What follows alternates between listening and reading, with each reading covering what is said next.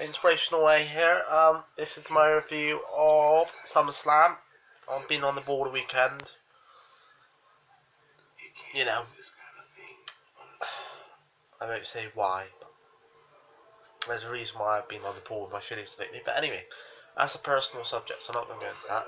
But this is, nevertheless, my review of SummerSlam 2017. I am going to tell you straight away, too many matches to start with. Not enough time and effort put into the matches. And most of the matches that had hype were absolute rubbish.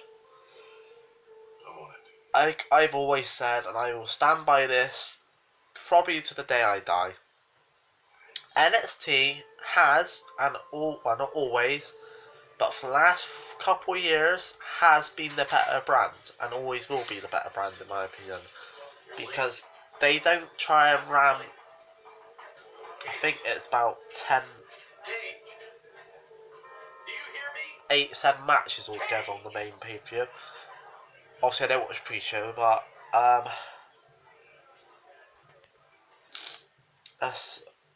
yeah, as I said, it's just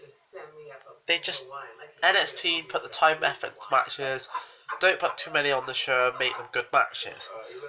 Like I said, NXT is always the better brand. I always think that. But anyway, let's crack on with the field. I will go on the pre-shows quickly and just say my thoughts. I'm not going to go in detail because I don't watch the pre-show. In the Continental Champion Miz Raj beat Jason Jordan and the Hardy Boys. I'm surprised, to be honest. I thought Jason Jordan and the Hardy Boys would win, but hey ho. Miz is one of the best, probably middle card talents they've got, so it doesn't surprise me that he won. I just thought Jason Jordan and the Hardy Boys won. WWE Cruiserweight Championship, Neville versus Sauer. Again, I'm not surprised Neville won because I thought Sauer would get the belt. I didn't think he would have it for that long, to be honest. So I'm not surprised Neville won it back. Usos versus New Day. Again, I'm not surprised Usos won.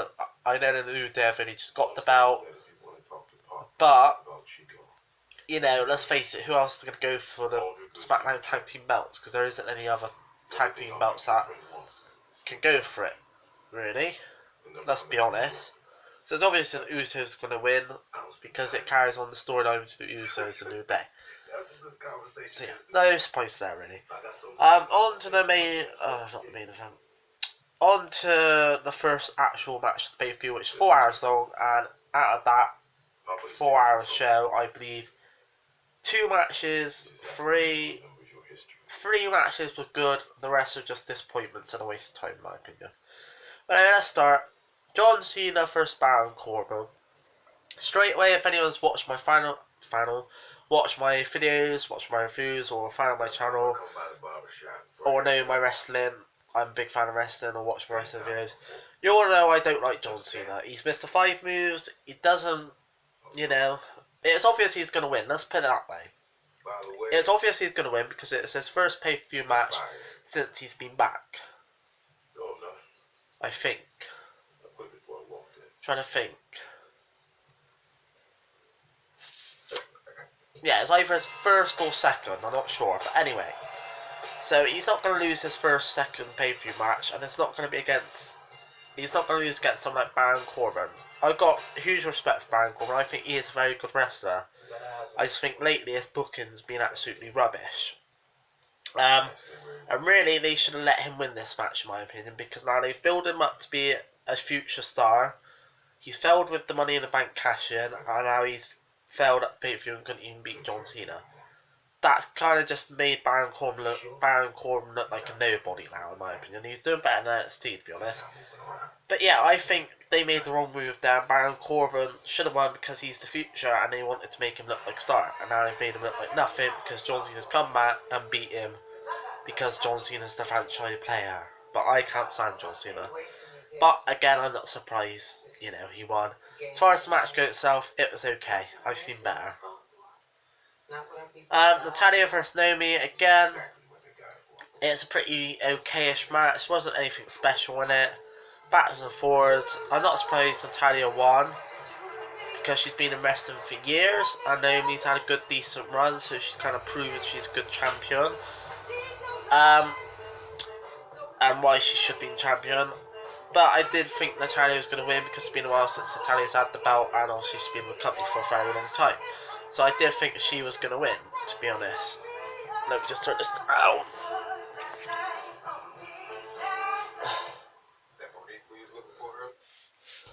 Yeah, so it doesn't surprise me that Natalya won. But other than that, like I said, Battles and Force match is okay. Big Cass versus Big Show again. I'm not surprised with the winner.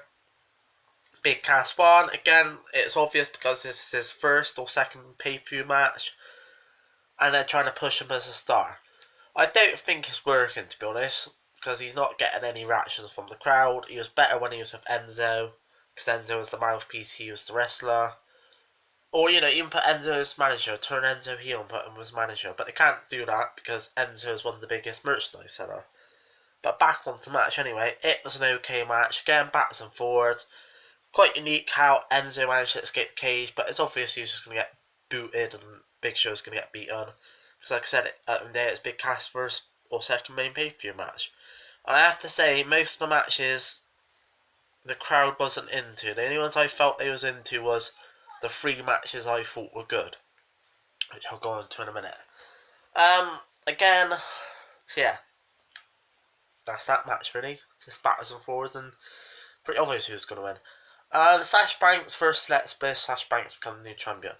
Again, am I surprised? No, because Lex Bliss had a good run with the belt. She's beaten many people. I don't think it would have mattered if it was Bayley or Sash Banks. I think if Bayley was at SummerSlam, Bayley probably would have won. I don't think this will be the end of Alexa Bliss's and Sash Banks' rivalry. Which, I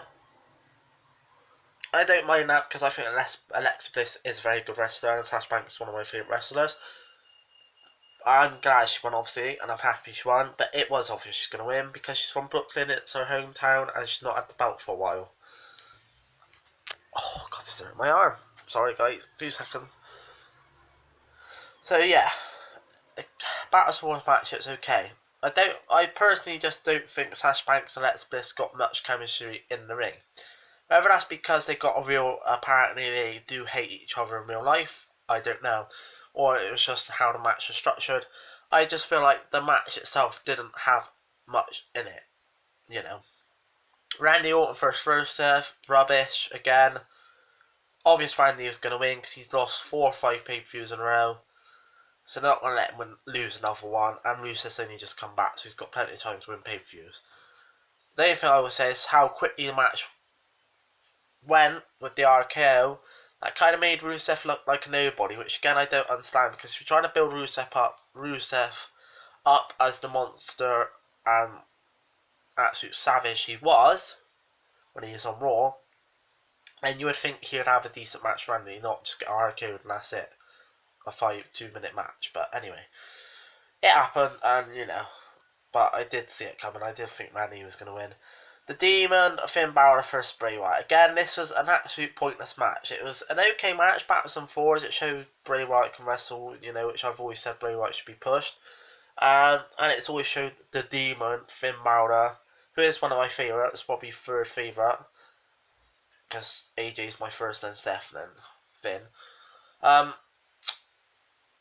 It did show, they could both wrestle, and Finn Balor, like I said, is one of my favourites, and it's a good match. But it's obvious Finn was going to win because Bray's already beat Finn on Raw the week before. And the whole reason of this match was to bring back the Demons.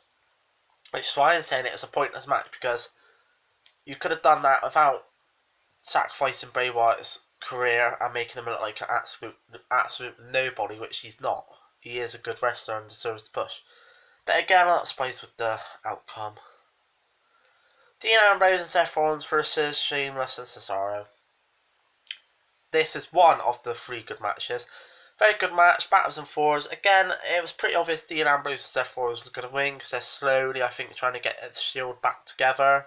I don't know if they're going to go the whole way and get Roman Reigns in with it as well and get him to join Seth and Dean again.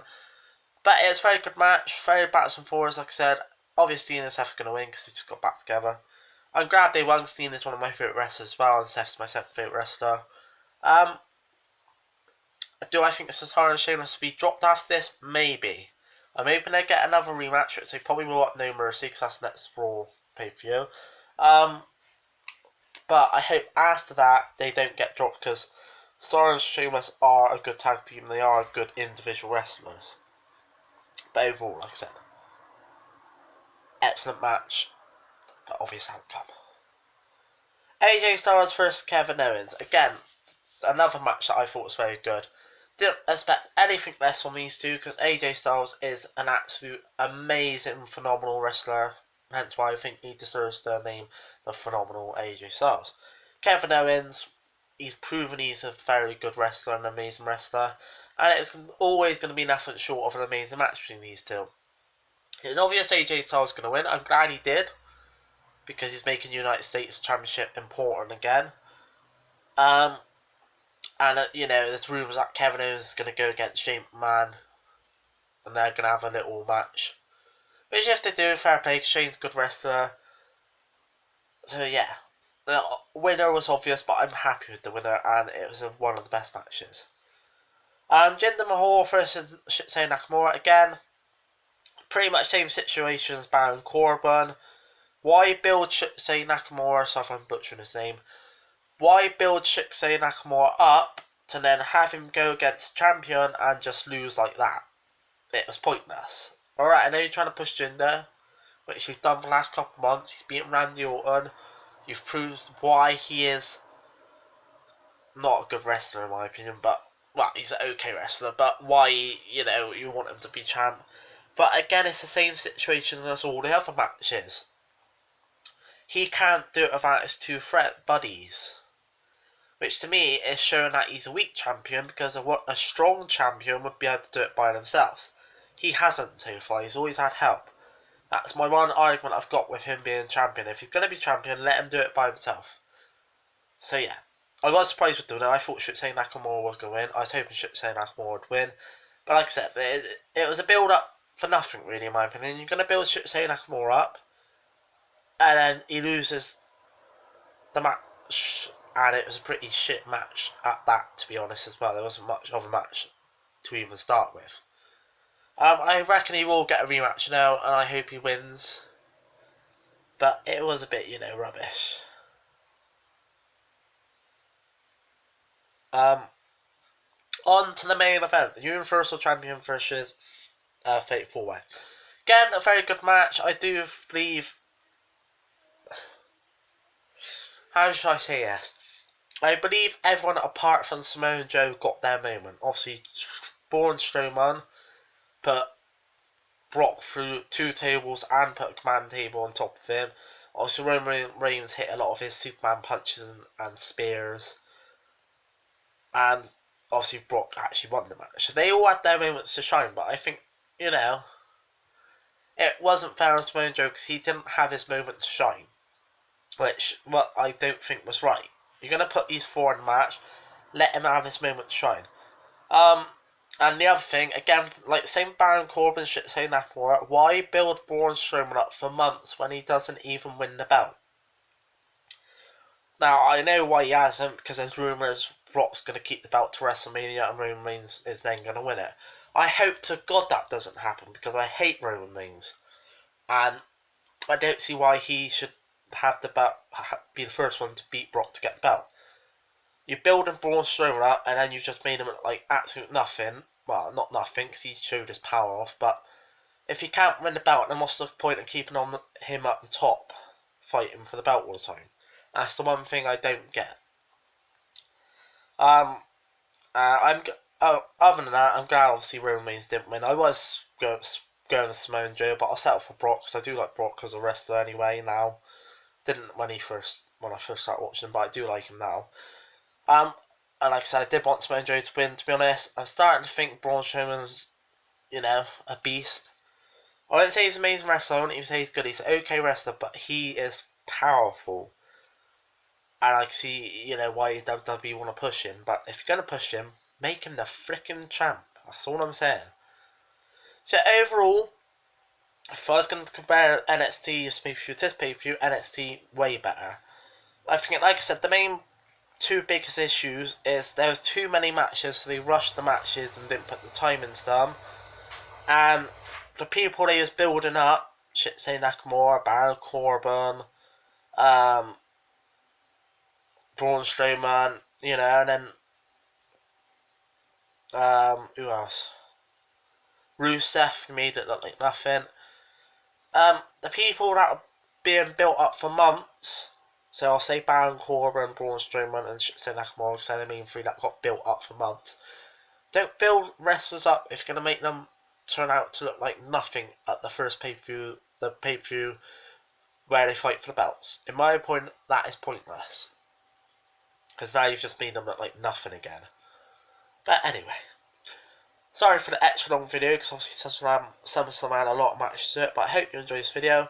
I will stream some sessions. I will be streaming this week. Obviously, in my last video, I announced I am going to Reator this Saturday with my mates, so I will do a pre, after, and during vlog, a little mini Rita series. I am going to be writing some more of my depression songs up today, so I will have that out hopefully in the next couple months.